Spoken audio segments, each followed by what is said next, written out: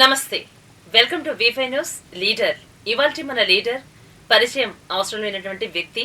అలాగే తన గురించి చెప్పాలి అంటే ఎంతోమంది పేద పిల్లలకు విద్య అనేది ఒక భగవంతుడి స్వరూపం అనే చెప్పాలి. ఈరోజు విద్య లేక ఎంతోమంది ఎన్నో రకాలుగా ఇబ్బంది పడుతున్నారు. చదువుకోలేక, చదివించుకోలేక ఇబ్బంది పడుతున్నటువంటి ఎంతోమంది అనాథ పిల్లలను ఆయన దగ్గరకు తీసుకుని ఆ పిల్లల్ని చదివించడమే కాదు, అలాగే సీనియర్ బిఆర్ఎస్ లీడర్. సార్ నమస్తే అండి, గంటల శ్రీనివాస్ యాదవ్ గారు. సార్ ఎలా ఉన్నారు సార్? చాలా బాగుంది. ముందుగా మీకు రెజ్లింగ్ అసోసియేషన్ తరఫు నుంచి చైర్మన్ గా మీరు పదవిని స్వీకరించడం జరిగింది. First of all congratulation sir మీకు. సార్ చెప్పండి, ఎలా ఫీల్ అవుతున్నారు? చాలా బాగుందమ్మా. ఏంటంటే మొన్న రెజ్లింగ్ అసోసియేషన్ హైదరాబాద్ జిల్లాకి నన్ను చైర్మన్గా ఏకగ్రీవంగా ఎన్నుకున్నారు. చాలా సంతోషంతో పాటు రెస్పాన్సిబిలిటీ ఉన్నటువంటి పదవి అది.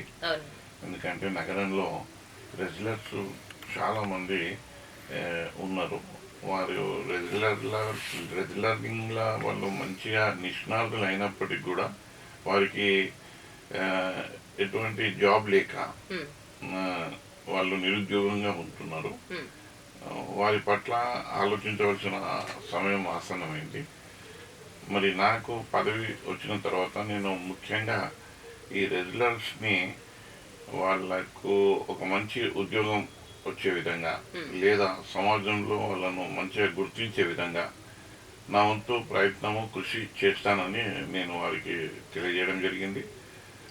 ఆ క్రమంలోనే నేను ప్రభుత్వం దగ్గరికి మరి ఒక రిప్రజెంటేషన్ కూడా తీసుకొని వెళ్ళి వారికి రెజ్లర్స్కి ముఖ్యంగా వారు శారీరకంగా దృఢంగా ఉంటారు. వారికి పోలీస్ డిపార్ట్మెంట్లో రిక్రూట్మెంట్ని ఓపెన్ చేయమని చెప్పి ఈ ముఖ్యమంత్రి గారిని నేను డిమాండ్ చేస్తూ ఉన్నాను. ఎందుకనంటే ఇవాళ పోలీస్ డిపార్ట్మెంట్లో దృఢమైనటువంటి వ్యక్తులను నియమిస్తుంటారు. మరి అలాంటి దృఢమైన వ్యక్తులు మనుషులు ఈ యొక్క రెజ్లింగ్లోనే ఉంటారు. యూత్ బాగా వాళ్ళు శారీరకంగా దృఢంగా ఉంటారు. మరి వాళ్ళని పోలీస్ శాఖలో రిక్రూట్ చేస్తే శాఖ కూడా మంచి పేరు వస్తుంది అని నేను ఆలోచించి ఇక కొద్ది రోజుల్లోనే ముఖ్యమంత్రి రిప్రజెంటేషన్ కూడా ఇవ్వాలని అనుకుంటున్నాను. సార్ మీకు అంటే కుస్తీ పోటీలు అంటే ఇష్టం అనుకోవచ్చా? చిన్నప్పటి నుంచి కుస్తీ పోటీలు అంటే ఇష్టపడుతున్నారా మీరు? అంటే ముఖ్యంగా ఏంటి అంటే యాదవులు ఎవరైతే ఉంటారో ఇలాంటి కుస్తీ పోటీలు కానీ రెజ్లింగ్స్ కానీ ఎక్కువ మక్కువ చూపెడుతుంటారు. ఈ రంగంలో ఎక్కువ శాతం ఉన్నది కూడా యాదవులు, అంటే తెలుగు వాళ్ళు, ముస్లిం వాళ్ళు కూడా ఉన్నారు. అయితే ఇక్కడ ఈ రెజ్లింగ్ అనేది ఒక స్పోర్ట్స్. ఈ స్పోర్ట్స్ని కాలక్రమేణా దీన్ని నిర్లక్ష్యానికి గురి చేస్తూ ఉన్నారు. ఇంకోటి పైల్వాన్ అని అంటే ఒక నియమ నిబంధనలతోని ఒక మంచి ఉన్నతమైనటువంటి ఆలోచనలతోని ఎక్సర్సైజ్ చేసి దృఢంగా శరీరాన్ని తయారు చేసి తద్వారా ఒక మంచి పైల్వాన్గా గుర్తింపు పొందుతారు. కానీ ఈ మధ్యకాలంలో ఏమవుతుందంటే ఎవరిని చెంపదెబ్బ కొట్టినా లేకపోతే ఎవరిపైన పెత్తనం చూపెట్టినా వారిని నేరుగా పైల్వాన్ అని అంటున్నారు. పైల్వాన్ అంటే అది కాదు. పైల్వాన్ అంటే ఒక కోర్స్. అది అంటే ఎవరిని ఎదుటి వాళ్ళని మనం భయపెడుతుంటే బెదిరిస్తుంటే పైల్వాన్ అయిపోతున్నారు. కానీ పైల్వాన్ అనేది అట్లా సంబోధిస్తున్నారు. కానీ పైల్వాన్ అంటే ఒక చాలా ఉన్నతమైనటువంటి స్పోర్ట్స్. అది నిజంగా ఇవాళ దేశమంతా ముందు మన శరీరం గురించి ఎక్కడ పోయినా ఏది ఇక్కడ మనము సత్సంగ్లో కానీ లేకపోతే హెల్త్ విషయంలో ఫిజికల్ ఫిట్నెస్ ఉంటేనే ఏదైనా మనకి మాట్లాడుకుంటారు. కానీ ఈ ఫిజికల్ ఫిట్నెస్ అనేది వీళ్ళు స్వయంగా వీళ్ళకు ఉన్నటువంటి ఆలోచన. అంటే ఇది ఎవరు వీళ్ళకి చెప్పాల్సిన అవసరం లేదు. నా శరీరం బాగా దృఢంగా ఉండాలి, మంచిగా ఉండాలి, హెల్తీగా ఉండాలి, హెల్త్ కాన్షియస్గా ఉండాలి. పొద్దున్న 4 లేచి వాళ్ళు ఎక్సర్సైజ్ చేసి వాళ్ళకు ఒక మంచి క్రమశిక్షణ, అంటే ఇప్పుడు ఏవైతే ఈ అట్రాక్షన్స్ ఉన్నాయో ఈ పాన్ కానీ, గుట్కా కానీ, సిగరెట్లు కానీ, ఈ తాగుడు కానీ ఇవన్నిటికీ దూరం ఉంటారు వాళ్ళు. అంటే శరీరానికి ప్రాముఖ్యత ఇచ్చి బలంగా తయారవుతారు. అలాంటి క్రమశిక్షణతో కూడుకున్నటువంటి ఈ వ్యాయామము దీన్నితోని మంచిగా వచ్చిన వాళ్ళను పైల్వాన్ అంటారు. ఈ పైల్వాన్లను ఏంది అంటే ఈ మధ్యకాలంలో దీనికి చిన్న చూపు చూస్తున్నట్టు తెలుస్తా ఉంది. అలాగే రెజ్లింగ్ అనేది ఏదైతే ఉందో ఇది చాలా మందిలో కూడా చాలా తక్కువ మందికే తెలుసు అని నేను అనుకుంటున్నానండి. ఎందుకంటే ఇది ఒక గేమ్ ఉంది అన్న విషయం కొంత అవేర్నెస్ అవగాహన చాలా తక్కువగా ఉంది. మీరు ఇప్పుడు దీనికి చైర్మన్ గా మీరు బాధ్యతలు స్వీకరించారు. మీరు ఎట్లా వీళ్ళకి ఒక అవగాహన కల్పించబోతున్నారు ఈ గేమ్ గురించి? నిజంగా చెప్పాలి అని అంటే ఇండియా లెవెల్లో ఏదైనా స్పోర్ట్స్ రికగ్నైజ్ ఉందంటే పైల్వానే. ఇప్పుడు మీరు దంగల్ సినిమా వచ్చింది, దంగల్. ఆ దంగల్ సినిమా చూస్తే రెజ్లింగ్ అనే వ్యక్తులు ఏ రకంగా కష్టపడతారు, వాళ్ళ క్రమశిక్షణ ఏంది అని ఆ సినిమాలో ఆ పిక్చరైజ్ చేసిండ్రు. చాలా చక్కగా తీసారు. అంటే మీరు ఏదైతే అంటున్నారో దీనికి ఎక్కువ ప్రచారం లేదు, పలుకుబడి లేదు ఈ రంగానికి అని అంటున్నారు. కానీ దేశంలో రెజ్లింగ్ ఫస్ట్ స్పోర్ట్స్. అంటే అవేర్నెస్ జనాల్లో తెలియడం మాత్రం చాలా తక్కువ మందికి తెలుస్తుంది. ఒలింపిక్ లో కూడా రికగ్నైజ్డ్ గేమ్ ఇది. ఈ రెజ్లింగ్ అనేది ఇది చెప్పాలి అని అంటే మన భారతదేశానికి ఒక గర్వకారణంగా ఈ యొక్క స్పోర్ట్స్ రంగం నిలదొక్కుంది. ఇంకోటి ఇది కాస్ట్లీ స్పోర్ట్స్ కాదు. ఇది కాస్ట్లీ స్పోర్ట్స్ కానందువల్ల ప్రతి ఒక్కరూ ఆ రంగంలో రావడానికి ప్రాధాన్యత ఇస్తున్నారు, వస్తున్నారు. వారి యొక్క పట్టుదల నిరూపించుకుంటున్నారు. వారికి ఒక మంచి పేరు తెచ్చుకోవడానికి వారు అది సాధ్యమవుతుంది. అంటే ఇది ఒక కాస్ట్లీ స్పోర్ట్స్ కాదు అని అంటున్నారు కదా. అంటే దీని పట్ల ప్రజల్లోకి ఏ విధమైనటువంటి అవగాహన మీరు తీసుకుని వెళ్ళబోతున్నారు? ఒకవేళ ఇది నేర్చుకోవాలనుకుంటే కనుక ఇప్పుడు మీరు చెప్పిన విధంగా చూసుకుంటే టాప్ 1 పొజిషన్ లోనే ఈ గేమ్ ఉంది అంటున్నారు. అట్లాంటప్పుడు మీరు అంటే రావాలనుకునే వాళ్ళకి మీరు ఏం సలహాలు ఇద్దరు? వాళ్ళకి ఒకవేళ ఫీజెస్ ఉంటే వాళ్ళ ఫీజు ఏ విధంగా ఉంటాయి అంటారు? ఇప్పుడు మీరు మీ ప్రశ్న నాకు అర్థమైంది.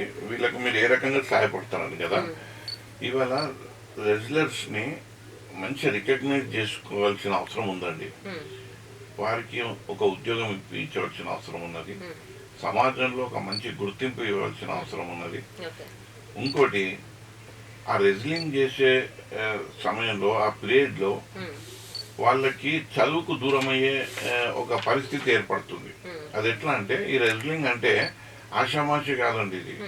ఇది ఒక ఐఏఎస్ ఐపీఎస్ ఏదైతే కోర్స్ తీసుకుంటారో యూపీఎస్సీకి పబ్లిక్ సర్వీస్ కమిషన్ కి గ్రూప్స్ కి ఎట్లయితే పిల్లలు విద్యార్థులు ప్రిపేర్ అవుతారో దానికి అలాంటి విద్యార్థులకు ధీటుగా వీళ్ళు ప్రిపేర్ అవుతారు.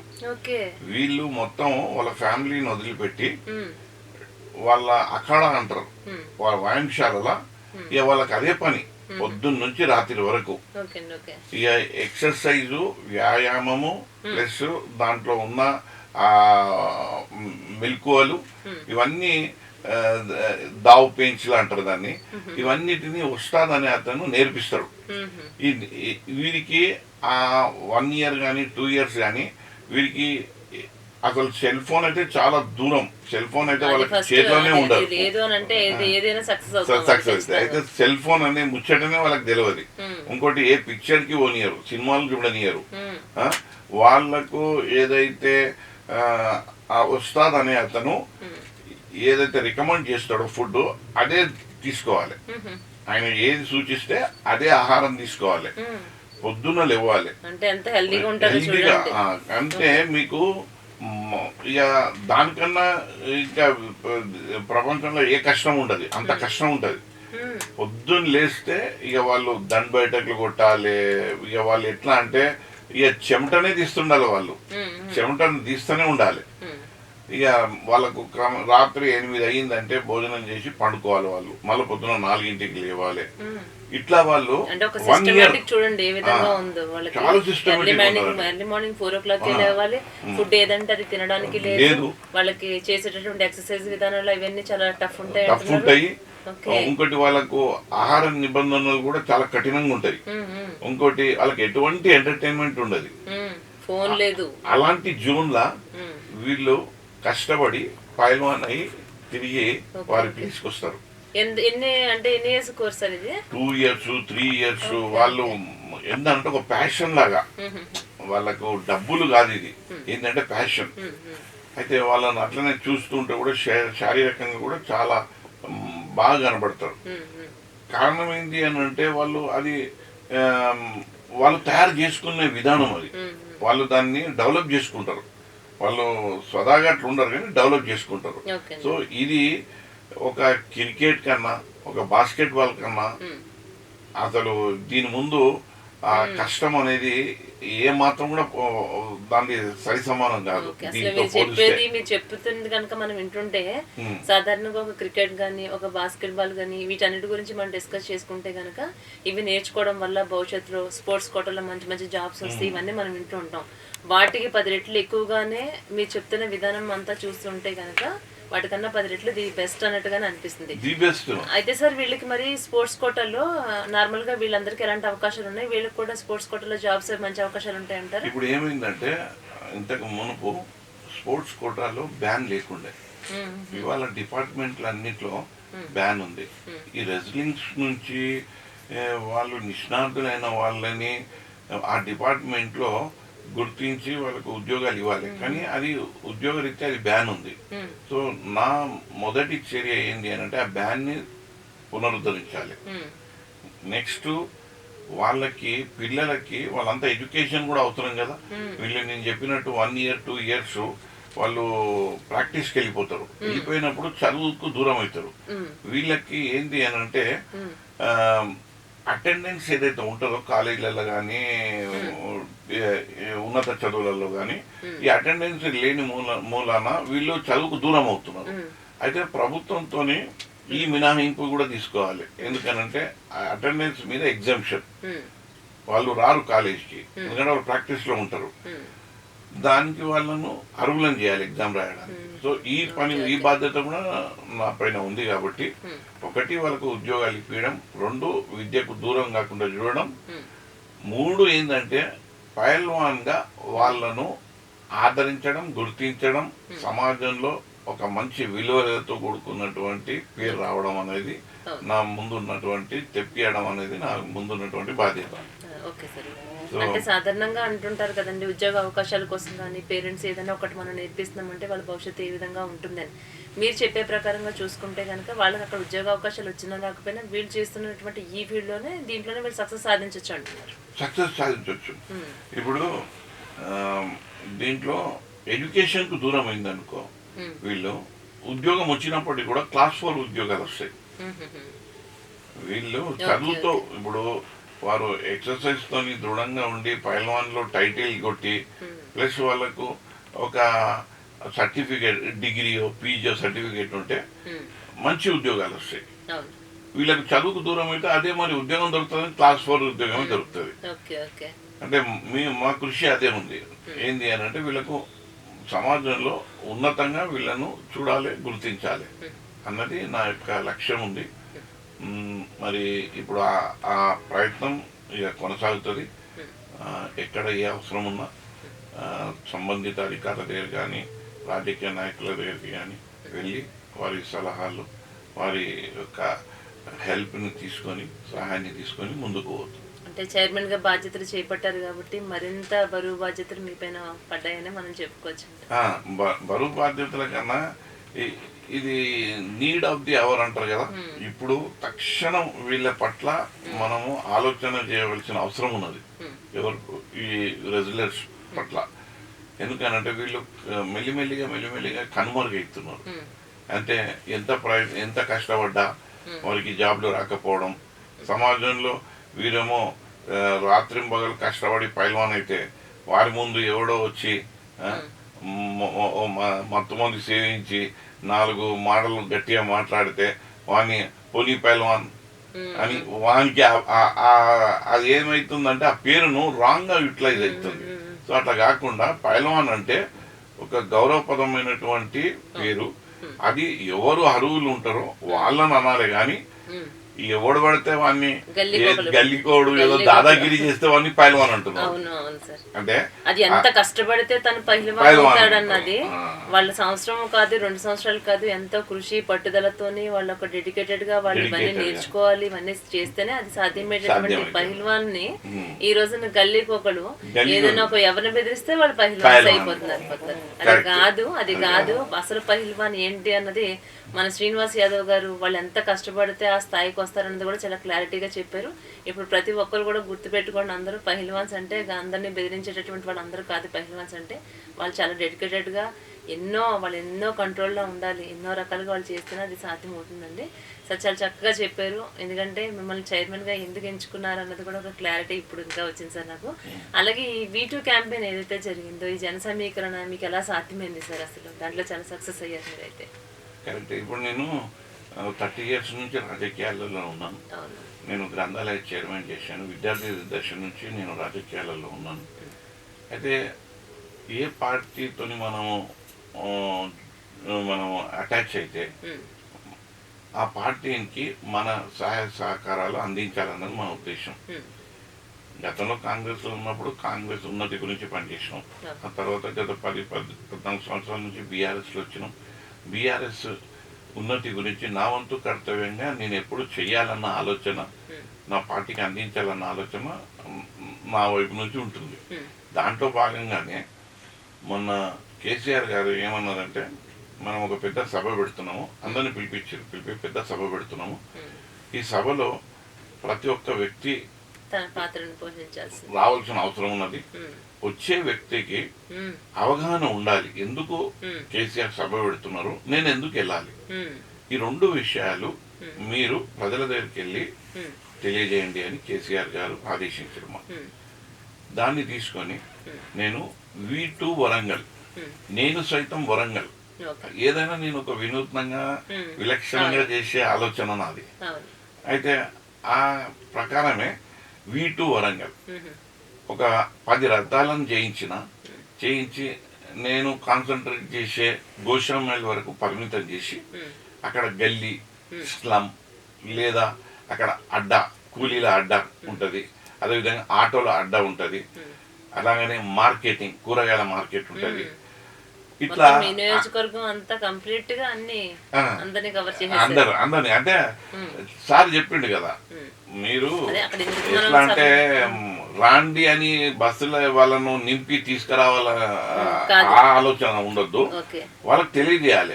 తెలియజేసిన తర్వాత వాళ్ళు స్వయంగా ముందుకొచ్చి మన కార్యక్రమంలో పాల్గొనే విధంగా మీరు తయారు చేయాలన్నారు.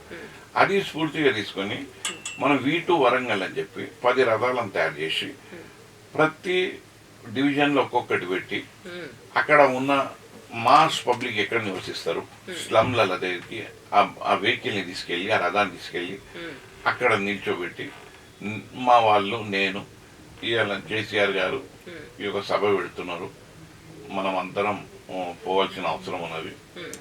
ఇది మనకు రేవంత్ రెడ్డి గారు, కాంగ్రెస్ ప్రభుత్వం మనకు ఇవన్నీ ఇస్తా అన్నది, ఇవ్వలేదు. మనకు ఇలా ఈ రకంగా మనకు కష్టాలు నష్టాలు ఎదురవుతున్నాయి.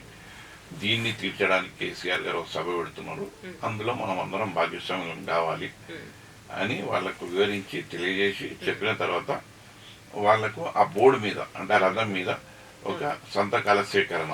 సార్ వాళ్ళు రాసిర్రు, మేము సైతం వస్తాం సార్ కేసీఆర్ సభకు అని చెప్పి, ఈ రకంగా ఆ ఫ్లెక్స్ మీద, ఆ రథం మీద ఉన్న అన్ని సంతకాలు చేసిర్రు వాళ్ళు.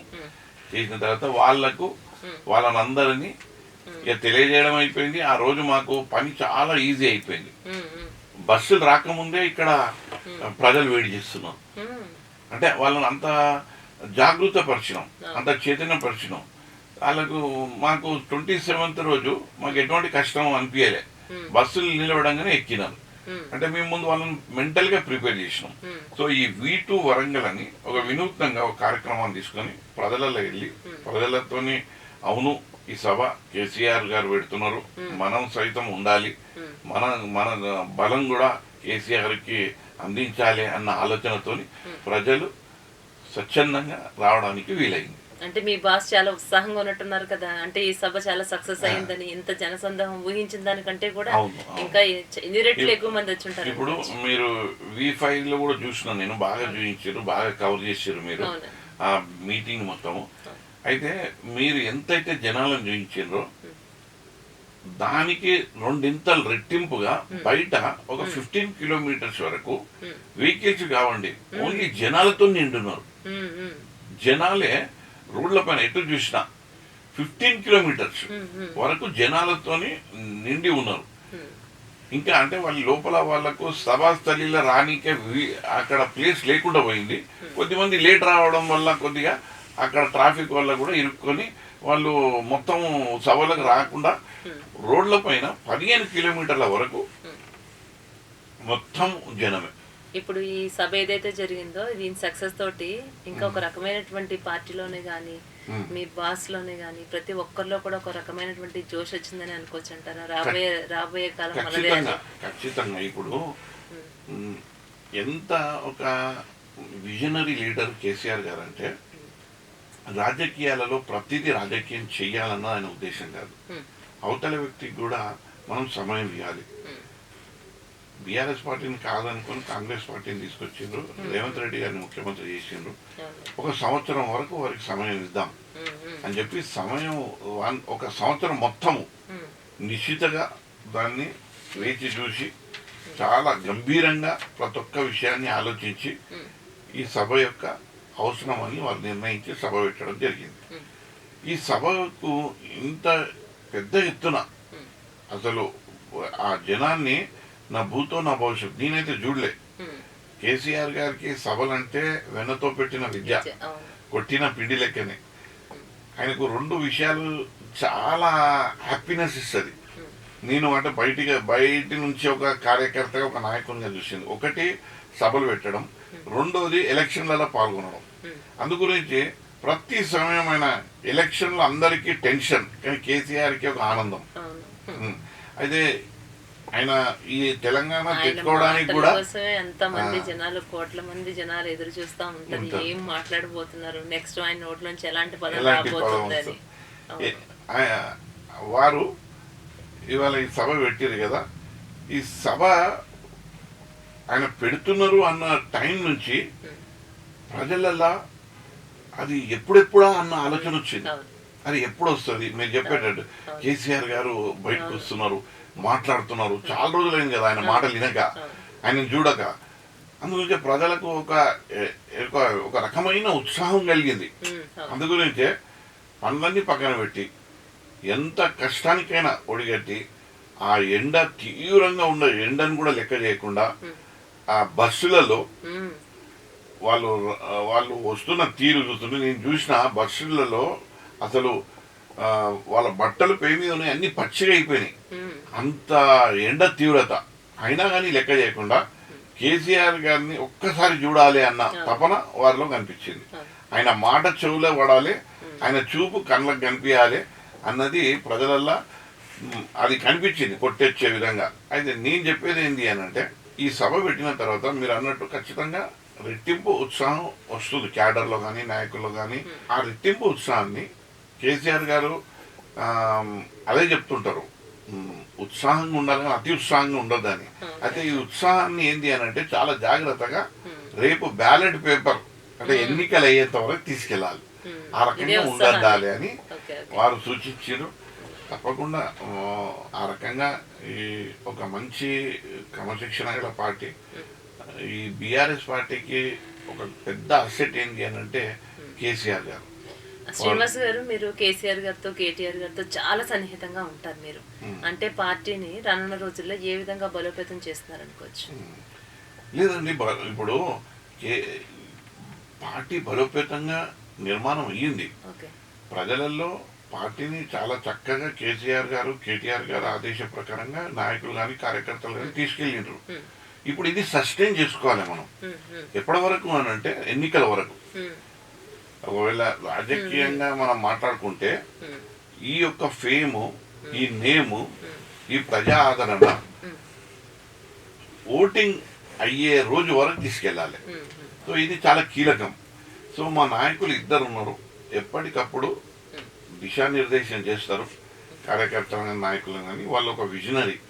కేసీఆర్ గారు ఎట్లా విజనరు, కేటీఆర్ గారు వాళ్ళ తండ్రిని ఆ యొక్క తెలియని అందిపుచ్చుకొని మాలాంటి ఇంకా దగ్గరగా మాకు అందించే పనిలో వారు ఉంటారు. ఎప్పటికప్పుడు వారి యొక్క ఆదేశాలను అనుసరిస్తూ మేము ఈ ప్రజా వ్యతిరేక పార్టీ పాలన అందిస్తున్న రేవంత్ రెడ్డి గారి కాంగ్రెస్ పార్టీకి గట్టిగా బుద్ధి చెప్పే అవకాశం మెండుగా ఉంది. శ్రీనివాస్ యాదవ్ గారు అంటే ఇన్స్పిరేషన్ గా కేసీఆర్ కేటీఆర్ గారిని చాలా ఇన్స్పిరేషన్ గా మీరు తీసుకున్నారని కనిపిస్తా ఉంది.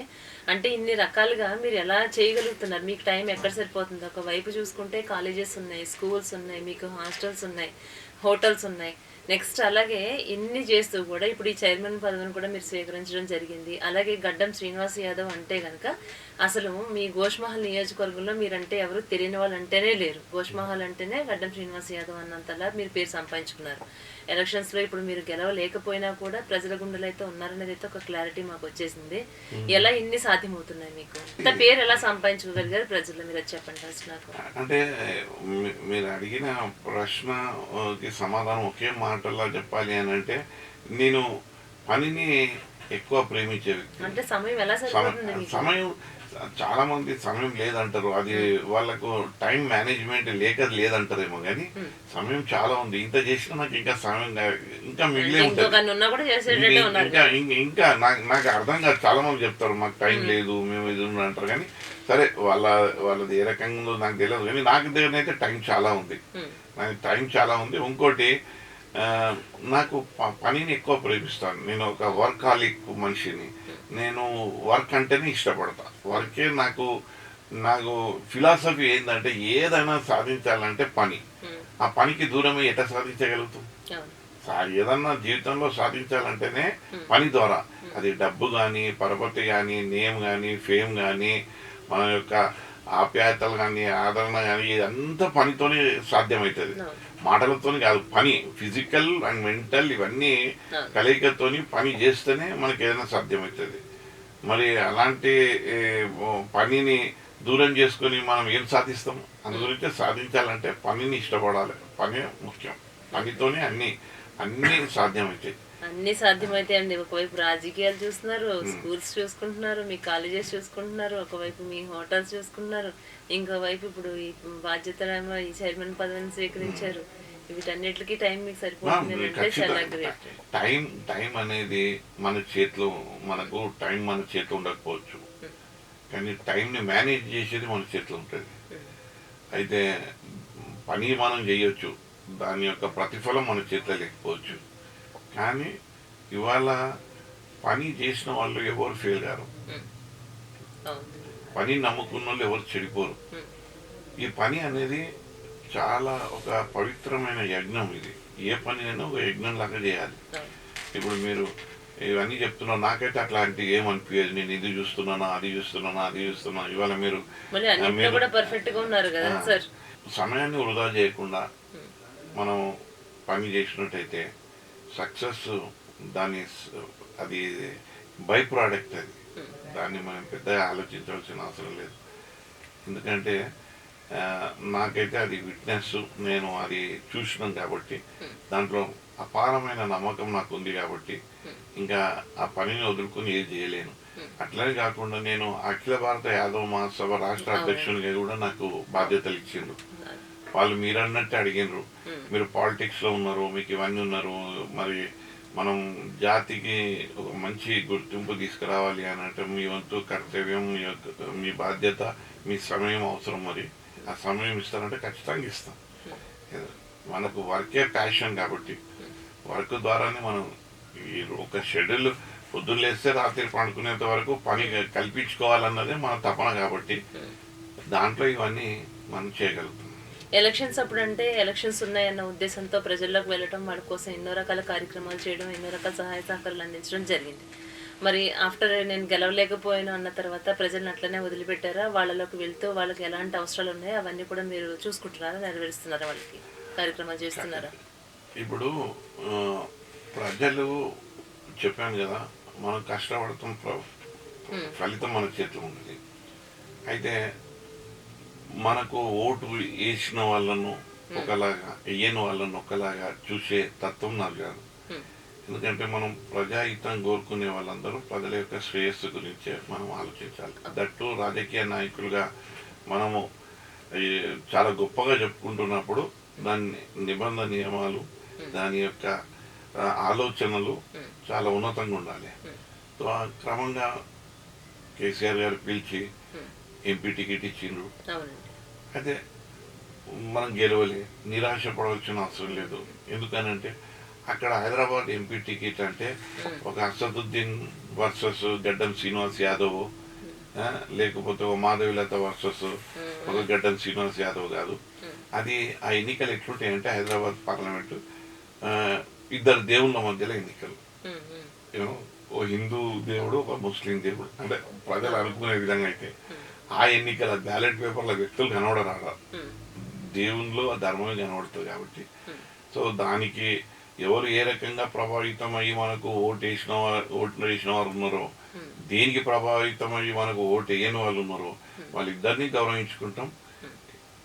గోషామైల్ అనేది ఖచ్చితంగా ఒక రోజు మనల్ని ఆదరించే విధంగా వారి గుండెలను గెలుస్తాం, వాళ్ళ మనసును గెలుస్తాం.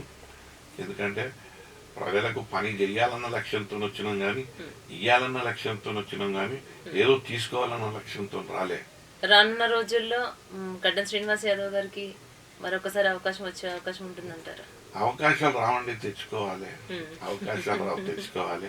ఇప్పుడు మీరు ఇంత పెద్ద యాంకర్ అయినరు, ఎంత సాధన చేస్తూ వస్తుంది. ఎవరికి ఇచ్చి పెడతారు. మనం తెచ్చుకోవాలి, ఖచ్చితంగా తెచ్చుకుంటాం. పార్టీకి కావాల్సిన సేవలు అందిస్తాం. పార్టీని ఒక అభివృద్ధి పదంలో నడవడానికి దాంట్లో మీ పాత్ర చాలా ఉందండి. దాంట్లో మీ పాత్ర చాలా ఉంది కాబట్టి ఈ రోజున గడ్డం శ్రీనివాస్ యాదవ్ గారు అని అంటే ప్రతి ఒక్కరికి తెలియడం జరుగుతుంది. ఈ రోజున ఇక్కడికి వచ్చి మీరు కూర్చుని నాతో ఇంటర్వ్యూ నేను చేస్తాను మిమ్మల్ని అంటే మీరు ఆ స్థాయికి వెళ్ళారు కాబట్టి, ప్రజలందరూ మిమ్మల్ని గుర్తిస్తున్నారు కాబట్టి. అక్కడ మీరు గెలవలేకపోవచ్చు కానీ ప్రజల హృదయాలు అయితే మీరు గెలుచుకున్నారన్నది అందరు. ఇప్పుడు మేము మా దగ్గర మీరు ఎక్కడ గోషమైలు వచ్చి అడిగితే ఎంఐఎం పిల్లలు, బీజేపీ పిల్లలు, డివిజన్ ప్రెసిడెంట్ పిల్లలు, అక్కడ గొప్పగా స్థిరపడ్డ నాయకుల పిల్లలు అందరూ నా విద్యా సంస్థలనే చదువుతారు ఉచితంగా. వాళ్ళకి ఏ సాయం కావాలంటే నేను అందిస్తాను. సుమారు 6,000 మంది విద్యార్థులు ఉచితంగా చదువుతున్నారు. మీకు చెప్పిన 54 కాలేజీల బ్రాంచెస్ ఉన్నాయి. ఎవరికి ఏ బ్రాంచ్లో కావాలంటే అక్కడ మనం గోషమైల్ వరకు పరిమితం చేసి అందరికి ఉచిత విద్య ఇచ్చినాం. అట్లాగనే జాబ్ మేళే పెడతాం ఎవ్రీ ఇయర్. ఇది ఇప్పుడు 2 అండి. ఏమవుతుందంటే ఎవరినైనా రెచ్చగొట్టడం ఈజీ, విప్లవం తీసుకురావడం ఈజీ, నిర్మాణం చేయడం కష్టం. ఎవరినైనా ఇప్పుడు మనం ఏదైనా రెచ్చగొట్టి వాళ్ళ మైండ్ని పాయిజన్ చేసి మనకు కావాల్సినట్టు మనం తయారు చేసుకోవచ్చు తొందరగా. కానీ ఒక నిర్మాణం చేయాలి అని అంటే చాలా కష్టతరం అది.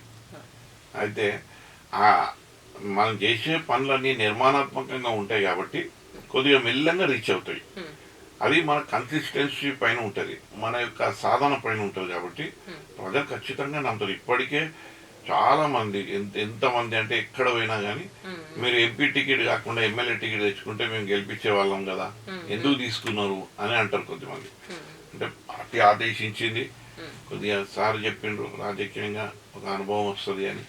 సో బ్యాలెట్ పేపర్లో రావాలి మనం కూడా అన్నది ఒక ఆలోచన. కాబట్టి ప్రజలకు చేరువ కావాలి కాబట్టి బ్యాలెట్ ద్వారానే చేరువ అవుతాం. కాబట్టి వాళ్ళ ఇంటికి వాళ్ళ ముంగిలికి వెళ్ళి మనం ఏం చేస్తున్నామో, ఏం చేయగలుగుతున్నామో, ఏం అందిస్తామో, ఏం అందియగలుగుతామో వాళ్ళకి వివరించే ఆస్కారం మనకు వచ్చింది. అలాగే కమ్యూనిటీ పరంగా కూడా చాలా యాక్టివ్ గా ఉంటున్నారు మీరు. అవును. అంటే ఇంకా రానున్న రోజుల్లో కమ్యూనిటీ పరంగా మీరు ఏం చేయబోతున్నారు? కమ్యూనిటీ పరంగా ఇప్పుడు యాదవ్లో ఉన్నారండి. ఇప్పుడు మీరు నేను మాది మధ్యప్రదేశ్లో ఒక మీటింగ్ జరిగింది. అక్కడ చాలా మంది పెద్ద నాయకులు, అఖిలేష్ గారు, తేజస్వి యాదవ్ గారు, సుహాసిని యాదవ్ గారు, శరద్ యాదవ్ గారు కూతురు ఆమె, లాలు అబ్బాయి, ములాయం గారు అబ్బాయి, వీళ్ళందరూ వచ్చి ఒక మీటింగ్ తీసుకున్నారు.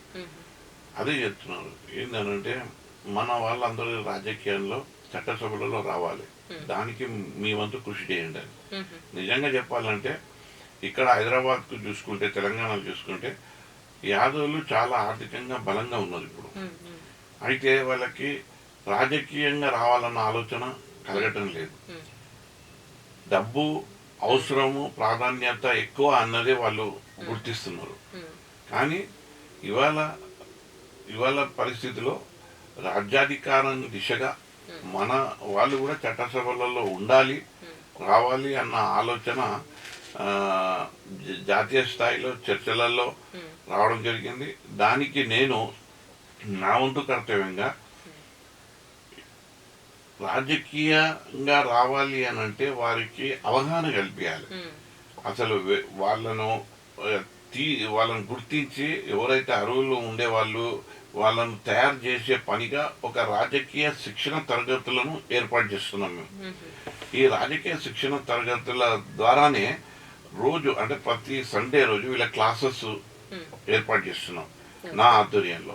రాజకీయ శిక్షణ తరగతులు ఎందుకు అవసరం, చట్టసభలో మన పాత్ర ఎందుకు ఉండాలి, సంఖ్యాబలంగా ఉన్న వాళ్ళు, ఆర్థిక బలంగా ఉన్న వాళ్ళు రాజకీయాల్లో రాకపోవడానికి కారణాలు విశ్లేషించి వాళ్లకు తెలియజేసి తద్వారా వాళ్ళని ఏంటి అని అంటే రాజకీయాలకి రావడానికి ప్రేరణ కలిగిపించి వాళ్ళను నిష్ణాతులైన వ్యక్తులతోని బోధన ఇప్పించి రాజకీయాల్లో తీసుకురావడానికి ఒక గొప్ప ప్రయత్నం నా ద్వారా జరుగుతూ ఉంది.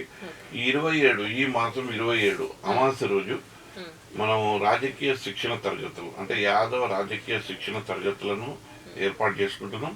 తెలంగాణ వ్యాప్తంగా యువకులు, విద్యార్థులు, మహిళలు, యువతులు ఎవరికి రాజకీయాలలో రావాలన్నా అసలు రాజకీయాలంటే ఏంది అని తెలుసుకోవాలన్న వారికి కూడా మేము వాళ్ళని పిలిపించి వాళ్ళకు శిక్షణ ఇచ్చి ఆ శిక్షణ ద్వారా ఒక లీడర్ ప్రొడక్షన్, ఒక కర్మాగారం మాదిరిగా ఆ రాజకీయ శిక్షణ తరగతులు ఆ రకంగా పనికొస్తాయని నమ్మి ఇప్పుడు ప్రతి సండే యాదవులకు రాజకీయ శిక్షణ తరగతులను ఇప్పిస్తూ వాళ్ళ లోపల చైతన్యాన్ని నింపి రాజకీయం వైపు తీసుకురావడానికి నా వంతు కృషి మేము చేస్తున్నాం.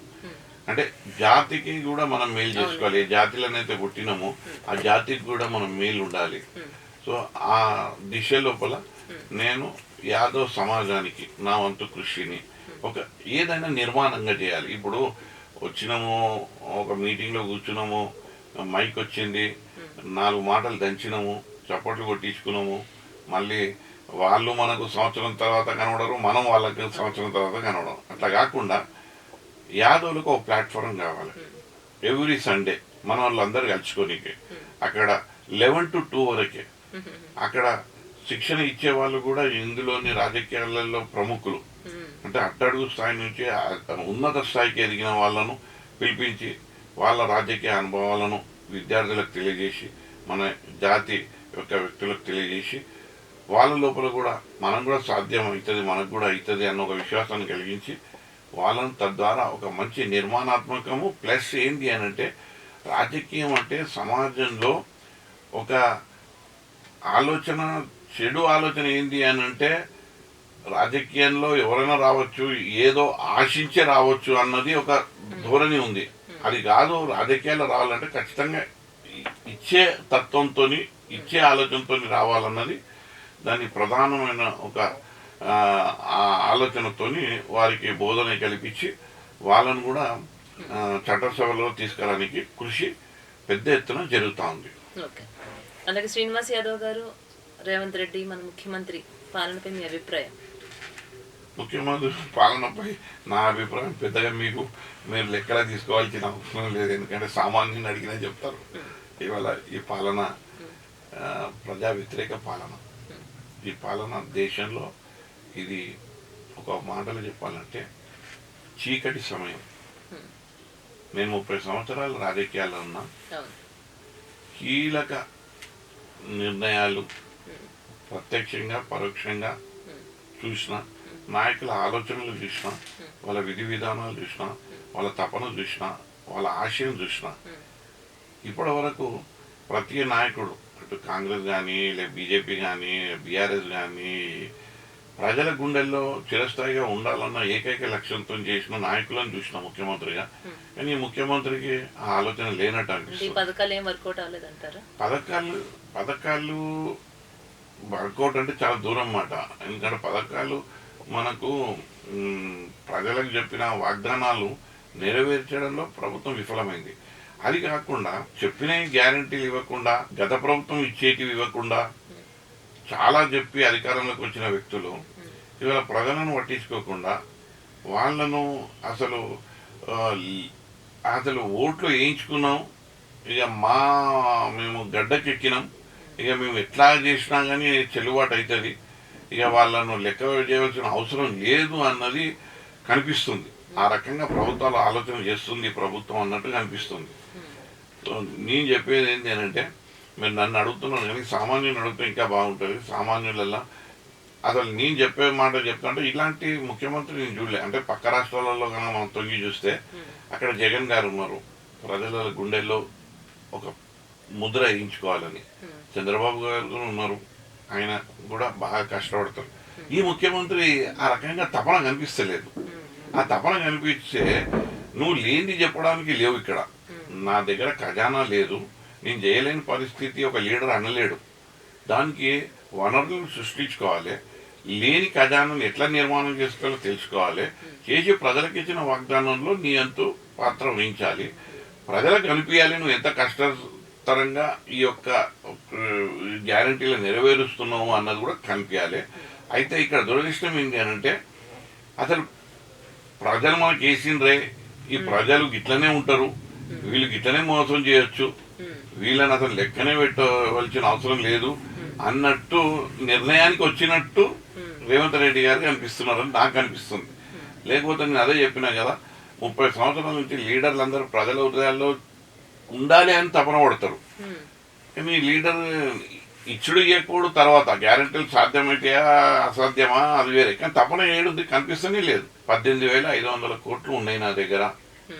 ఇప్పుడు రాష్ట్ర ఖజానా చాలా బలహీనంగా ఉన్నది. మనం ఒక పూట తిని ఒక పూట వండుకోవాలి అని అంటే ఏమి సంకేతం ఇది? మనం ఏం చేయలేమనంటే ఇప్పటికే చేతులు లేబట్టేసి ఇక మాకు కాదు, రాష్ట్రం దివాలాకోరతనంగా మారిపోయింది అని అంటే మీకు వచ్చే ఆ రుణాలు ఎట్లొస్తాయి?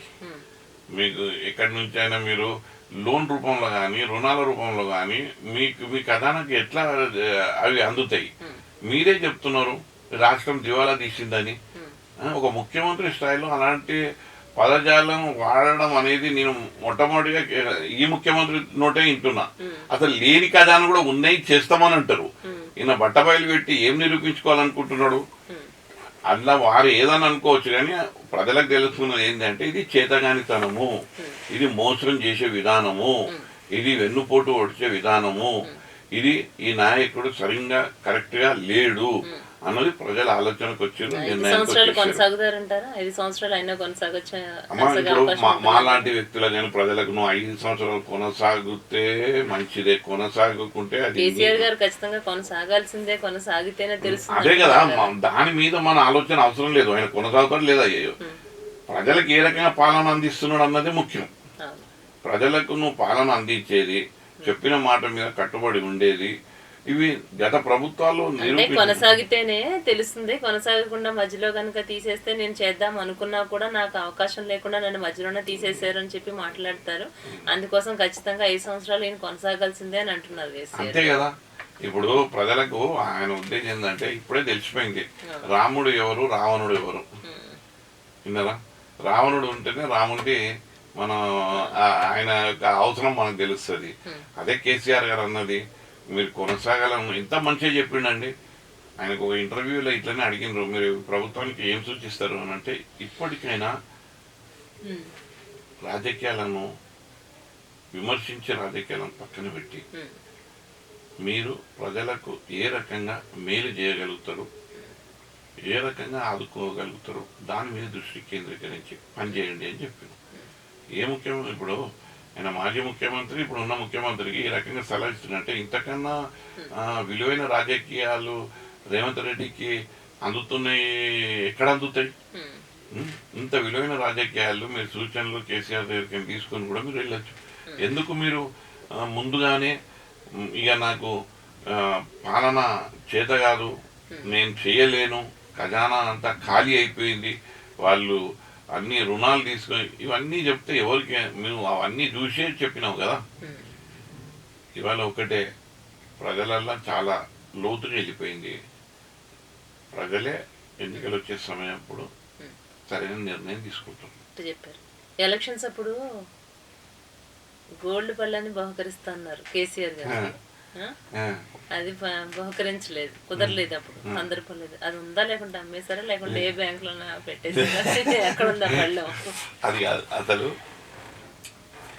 నేను ఆ ప్రయత్నం నేను చెప్పినాను కదా, నేను ఒక ఏదైనా వినూత్నంగా విలక్షణంగా చేసే ఆలోచన నాది. అంటే నేను వచ్చింది షార్ట్ కట్ రూట్లో, నేను రాజకీయాలకు రాలే.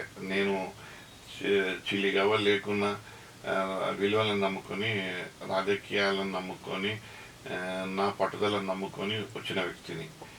అయితే ఏ రకంగా సార్కి రీచ్ కావాలి అన్న తపనలో ఒక ఆలోచన అట్లా వచ్చింది. అది చేయించి గడ్డం శ్రీనివాస్ యాదవ్ గారు అనగానే బంగారు పళ్ళమే గుర్తొస్తుందండి నాకైతే. అది అందు గురించి పళ్ళెం ఏమేమి చెప్పండి, పళ్ళెం అమ్మేశారు? లేదు ఇక్కడ ఏమైంది అంత ఇంకా ఏమంటారు, ఆ పరిస్థితి రాలే అమ్మ పరిస్థితి. లేదు ఏమో ఇప్పుడు కేసీఆర్ గారికి నెక్స్ట్ వేరే గిఫ్ట్ ఇవ్వాలని చెప్పి ఇంకా అంతకన్నా పెద్ద పళ్ళెం కొనొచ్చు. ఇప్పుడు బంగారం రేటు పెరిగిపోయిందని చెప్పి దాన్ని ఏమైనా చేయొచ్చు. ఇంతగా పళ్ళెం ఎక్కడుంది చెప్పండి. ఇప్పుడు సార్ నాకు ఇంతగా పళ్ళెం ఎక్కడుందో చెప్పమంటాను నేను. అదే చెప్తున్నాను. టికెట్ ఇస్తే కేసీఆర్ గారికి ఇస్తుండే పాపం. అతను నిజంగా చెప్పాలి అని అంటే, నాకు ఎమ్మెల్యే టికెట్ అయితే ఎంపీ టికెట్ ఇచ్చిండు. సరే నేను గెలవలే, అది వేరే విషయం. సార్ నాకేం తక్కువ చేయలేదు, ఎక్కువనే చేసాడు. కానీ అది సార్ దగ్గరికి వెళ్ళకపోతే మా భార్య దగ్గరికి వెళ్ళింది. అది పర్లేదు, ఇంకా అక్కడనే ఉంటది. మంచి పని చేశారు సార్. అప్పుడు సార్ కి గిఫ్ట్ ఇవ్వడానికి అయితే మీరు కొన్నారు సార్. ఎన్ని కిలోలు చేయించారు?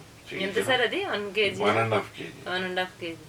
చూడండి, అప్పుడు మీరు ఎంత చేయించారు. ఇప్పుడు చూసారా కేసీఆర్ గారు పుణ్యమా అంటే పెరిగిపోయిన రేటు, బంగారం రేటు. అంటే అంతకన్నా మనం ఇప్పుడు మీరు ఆ రోజు మేము ఇవాళ మీరు కాన్స్టిట్యున్సీలో దానికన్నా గొప్ప గొప్ప పనులు చేసినాం. ఇవాళ కనీసము ఒక 1000 మందికి అయితే ఉద్యోగాలు ఇప్పించినాం. 6000 మందికి ఉచిత విద్య ఇచ్చినాం మా గడ్డం గంగాధర్ యాదవ్ ఫౌండేషన్ ద్వారా. ఇప్పుడు రేపు ఈ 15 రోజుల తర్వాత మేము సంకల్ప యాత్ర అనేది ఒకటి మొదలుపెట్టి మళ్ళీ ప్రజలలోకి వెళ్ళాలి. ఎందుకంటే మాకు ఇప్పుడు మెంబర్షిప్ డ్రైవ్ వస్తుంది. ఇప్పుడు సార్ ఏం చెప్పిందంటే మెంబర్షిప్ చేయాలి, మళ్ళీ అన్ని కమిటీలు వేసుకోవాలి అని చెప్పిండ్రు. దాంట్లో ఇక మనం కూడా నిమగ్నం కావాలి. మళ్ళీ అంటే మేము తరచుగా ప్రజలలోనే ఉంటున్నాము. ఏ కార్యక్రమం ఉన్నా కానీ ప్రజలకు దగ్గర అవుతున్నాము, మాట్లాడుతున్నాం, చేస్తున్నాం. సరే ఇప్పుడు మెంబర్షిప్ డ్రైవ్ అది కూడా సంకల్ప యాత్ర. ఇక రానున్న రోజుల్లో రాజకీయంగా అంటే ఏ రకంగా మీరు ముందుకు సాగాలనుకుంటున్నారు? ఎలాంటి ప్లానింగ్ చేసుకున్నారు? ఫైనల్ గా చెప్పండి. ఏం లేదు, ప్రజలకు దగ్గర కావాలి. ఏ అవకాశం వచ్చినా కానీ వదలదు. ప్రజలకు దగ్గర అయ్యే విషయంలో ఎలాంటి అవకాశం వచ్చినా, ఎలాంటి కఠినతరమైన పరిస్థితి వచ్చినా దాన్ని జయించి ప్రజలకు దగ్గర కావాలి అన్నదే ముఖ్య ఉద్దేశం. అది ఆ ప్రక్రియ కొనసాగుతూనే ఉంటుంది, నిరంతర ప్రక్రియ అది. సో ఇక నాయకులకు అదే పని ఉంటుంది. సరే ఇప్పుడు దాని ఆలోచన, దాని నోషన్ చేంజ్ అవుతుంది. కానీ అసలు రాజకీయ నాయకులు అంటే పదవి ఒక బై ప్రోడక్ట్. ప్రథమ కర్తవ్యం ప్రజల యొక్క శ్రేయస్సు, ప్రజలకు దగ్గర కావాలి. అదే నీ ఆలోచన, అదే నీ పని. సో దాంట్లోనే ప్రజలకు దగ్గర అయ్యే పనిలోనే ఉంటాం. వారి ఆదరణ కానీ వాళ్ళ అభిమానాన్ని కానీ పెంచుకునే దిశలో పనిచేస్తాం. భవిష్యత్తులో ఖచ్చితంగా బాగా చేస్తే టికెట్ వస్తుంది. టికెట్ వస్తే ప్రజల ఆశీర్వాదం ఉంటుంది. దేవుని యొక్క టికెట్ వస్తే రానున్న రోజుల్లో బంగారు పళ్ళం మళ్ళీ కేసీఆర్ గారి దగ్గరికి వెళ్తాం సార్ ఈసారి 100%. మేమైతే రాజకీయాలలో 100% మేము ఇప్పటికే సక్సెస్ అయినాం. ఇక ముందు కూడా 100%. సరే గెలుపు ఓటంలో అది వేరే విషయం. మనకు తెలుసుంటది కదా మనం ఇక్కడ ప్రోగ్రెస్ సైడ్ పోయినామా లేకపోతే ఫెయిల్యూర్ సైడ్ పోతున్నామా అన్నది మనమే నిర్ణయించుకుంటాం. ఆ రకంగా నేను ఆలోచిస్తే కనుక చాలా చక్కగా ప్రోగ్రెసివ్ సైడే వెళ్తున్నాం. అది వ్యాపార పరంగా కానీ, సామాజిక పరంగా కానీ, ఆర్థిక పరంగా కానీ ప్రోగ్రెసివ్ సైడ్కే పోతున్నాం. ఇంకోటి రాజకీయ పరంగా కానీ ప్రోగ్రెసివ్ సైడ్ పోతున్నాం. కాబట్టి ఖచ్చితంగా రాజకీయ పదవి అనేది దూరంలో లేదు, ఖచ్చితంగా దగ్గర ఉన్నది. దాని గురించి పోరాడతాం, కష్టపడతాం, నాయకులను మెప్పిస్తాం, నాయకుల యొక్క అభిమానాన్ని చొరగొంటాం. తద్వారా పార్టీకి ఇలాంటి కార్యకర్తలు ఉండాలి, ఇలాంటి నాయకులు ఉండాలి అన్నది పార్టీకి నిరూపణ చేస్తాం. రానున్న రోజుల్లో మీరు అనుకున్న ప్రతి ఒక్కటి సాధించాలని, పొలిటికల్ గా మీకు మంచి భవిష్యత్తు ఉండాలని, మీరు చేసినటువంటి సేవా కార్యక్రమాలు ఏమైతే ఉన్నాయో అవన్నీ మరెన్నో ఎంతో మంది వేల మందికి సహాయ సహకారాలు అందిస్తున్నారు, ఎంతో మందిని అనాథ పిల్లల్ని మీరు చదివిస్తున్నారు. ఇలాంటి కార్యక్రమాలు మరెన్నో చేయాలని మనస్ఫూర్తిగా మా బీఫై న్యూస్ కూడా కోరుకుంటుంది sir. Once again wish you all the best and congratulations sir. Thank you so much.